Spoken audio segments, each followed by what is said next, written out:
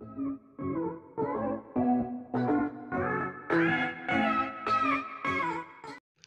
Students and welcome back to our channel excellent learning point.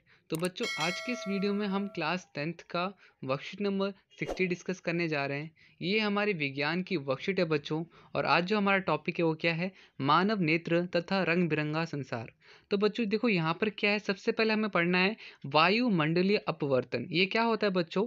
तो यहाँ पर लिखा हुआ है वायुमंडलीय अस्थिरता के कारण प्रकाश का अपवर्तन वायुमंडलीय अपवर्तन कहलाता है। ठीक है, तो बच्चों जो आपको आसमान में दिखता है अस्थिरता क्या होती है? एटमॉस्फेयर जो होता है, हमारा वायुमंडल जो होता है, उसमें तरह तरह की गैसेस होते हैं, जिस वजह से वायु में क्या होती है? अस्थिरता पाई जाती है, और जिस कारण जब उसमें प्रकाश पड़ता है तो उसमें अपवर्तन होता है। और इस पूरे प्रोसेस को, इस पूरे चीज को बच्चों क्या कहते हैं? वायुमंडलीय अपवर्तन कहते हैं। ठीक है, अब बच्चों तारों का टिमटिमाना ये क्या है?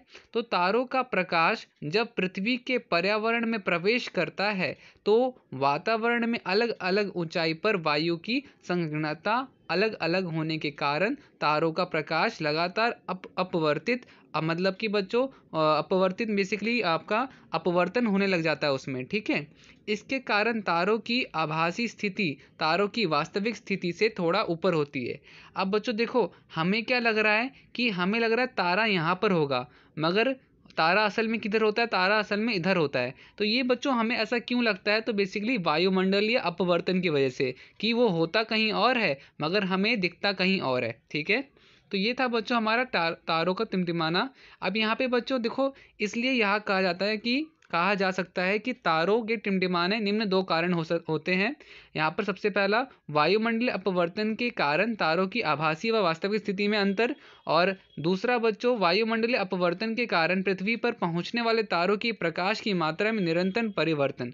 ग्रह इसलिए नहीं टिमटिमाते क्योंकि ग्रह तारों की अपेक्षा पृथ्वी के अधिक समीप होते हैं, और ग्रहों से पृथ्वी पर जाने वाले प्रकाश की मात्रा औसतन एक समान ही रहती है।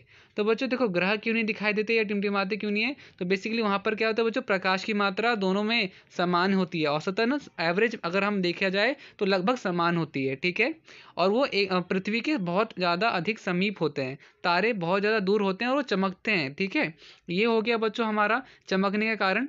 अब इसके बाद अग्रिम सूर्योदय तथा विलंब सूर्यास्त।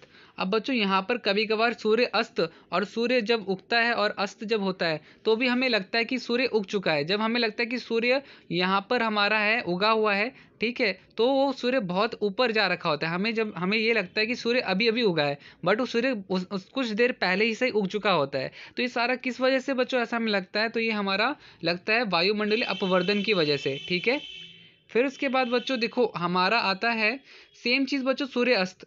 हमें लगता है कि सूर्य यहाँ पर है, बट सूर्य कुछ देर पहले ही अस्त हो चुका होता है। तो ये सारी चीजें वायु अपवर्तन की वजह से होती है, वायुमंडल अपवर्तन की वजह से होती है। ठीक है, तो यहाँ पे जिस प्रकार तारों का आभासी व वास्तविक स्थिति में अंतर होता है, उसी प्रकार अग्रिम सूर्योदय और विलंबित सूर्यास्त के कारण का भी पता सूर्यास्त के कारण का भी पता लगने का प्रयास करें। तो ये बच्चों सेम आपका वही चीज़ मैंने आपको जस्ट बताया।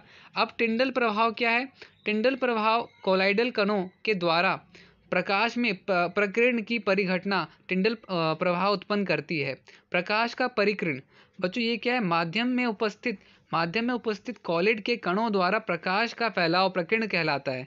अब बच्चों देखो, आप अगर आप सपोज कोई एक खिड़की है और खिड़की से आपके घर से धूप आ रही है, तो आपको ना रोशनी, धूप की रोशनी में आपको ना कुछ इस तरह की रोशनी दिखाई देगी, और आपको लगेगा कि मिट्टी मिट्टी सा या कोई चीज़ ऐसी कोई हो, ऑर्गेनिज्म हो, कोई अणु हो जो कि वो इधर से उधर घूम रहा हो, मिट्टी मिट्टी जैसे लग रहा हो। तो वायु में हमें वो दिखाई देता है। कैसा, कब दिखाई देता है? तो टिंडल प्रभाव की वजह से। ऐसा क्यों होता है हमारा? तो टिंडल प्रभाव की वजह से। ठीक है, तो जैसे यहाँ पर आपको ये दिख रहा होगा ड्राइंग में, तो इसी तरह से आपकी खिड़की से अगर धूप की रोशनी आ रही है, सूरज की रोशनी आ रही है, तो आपको ना कुछ मिट्टी मिट्टी जैसा जैसे घूम रहा है वो आपको दिखाई देगा। तो वो सारी चीज़ किस वजह से होता है?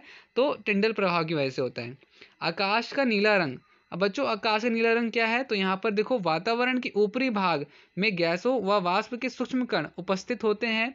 ये कण अपने छोटे आकार के कारण सूर्य के प्रकाश में मुख्यतः नीले प्रकाश का प्रकीर्णन करते हैं। तो बच्चों छोटे होने की वजह से, ठीक है, इनके कण छोटे होते हैं तो ये सूर्य के प्रकाश में मुख्यतः नीले प्रकाश का प्रकीर्णन करते हैं। मतलब कि आपको जो आसमान दिखाई देता है नीला इसलिए दिखाई देता है, ठीक है, इसलिए नीला रंग अधिक मात्रा में हम तक पहुंचता है और आकाश में हमें नीला प्रतीत होता है। ये चीज़ क्लियर हो गई बच्चों। अब देखो इस तरह से आपका सूर्य अस्त सूर्य उदय में भी ऐसा ही होता है बच्चों, तब हमें लाल रंग का दिखाई देता है वो आपका आसमान। तो बच्चों ये था पूरा का पूरा हमारा वर्कशीट, और इसी के बेसिस पे हमारे कुछ प्रश्न उत्तर हैं, तो हम उसे कर लेते हैं। जल्दी से आते हैं अपने आंसर शीट में। तो देखो बच्चों सबसे पहला प्रश्न क्या है आपका, लिखा हुआ है लाल प्रकाश का प्रकीर्णन सबसे कम होता है और इस कारण साइन बोर्ड लाल रंग के होते हैं। ठीक है, ये हमारा पहला प्रश्न हो जाएगा। पहला प्रश्न के बाद बच्चों हमारा दूसरा प्रश्न क्या है, टिंडल प्रभाव के दो उदाहरण बताइए। तो उदाहरण नंबर 1, जब धातु से भरे किसी कमरे के किसी सूक्ष्म छिद्र से कोई पतला प्रकाश किरण पुंज प्रवेश करता है तो हम टिंडल प्रभाव देख सकते हैं। दूसरा बच्चों, सिनेमा हॉल में प्रोजेक्टर द्वारा जब पर्दे पर प्रकाश पुंज डाला जाता है तो प्रकाश पुंज का पथ चमकीला दिखाई देता है। ठीक है बच्चों, तो ये हो गया हमारा प्रश्न 2।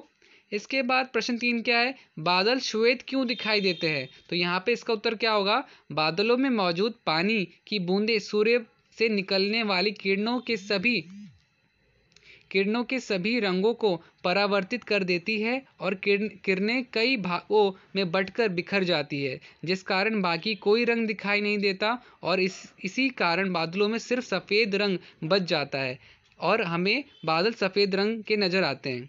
फिर बच्चों हमारा तारे टिमटिमाते हैं क्योंकि, तो यहाँ पर क्या होगा, वायुमंडलीय अपवर्तन के कारण। ठीक है, किस वजह से तारे टिमटिमाते हैं, तो वायुमंडल अपवर्तन के कारण। तो बच्चों ये था आज की हमारी पूरी वर्कशीट के सारे क्वेश्चन आंसर्स। उम्मीद करता हूँ सारी चीज़ें आपको समझ में आई होंगी। तो आज की वीडियो में इतना ही था। अगर वीडियो अच्छी लगी तो प्लीज़ लाइक शेयर कमेंट ज़रूर कीजिएगा और बताइए ज़रूर कि आपको कैसी लगी वीडियो। और अगर आप चैनल पर नए हो तो चैनल को सब्सक्राइब करो, बेल आइकन प्रेस करो ताकि आपको वीडियोज़ अपडेट मिल पाए। ठीक है बच्चों, आज की वीडियो में इतना ही। मिलते हैं नेक्स्ट वीडियो में, तब तक के लिए bye bye and take care.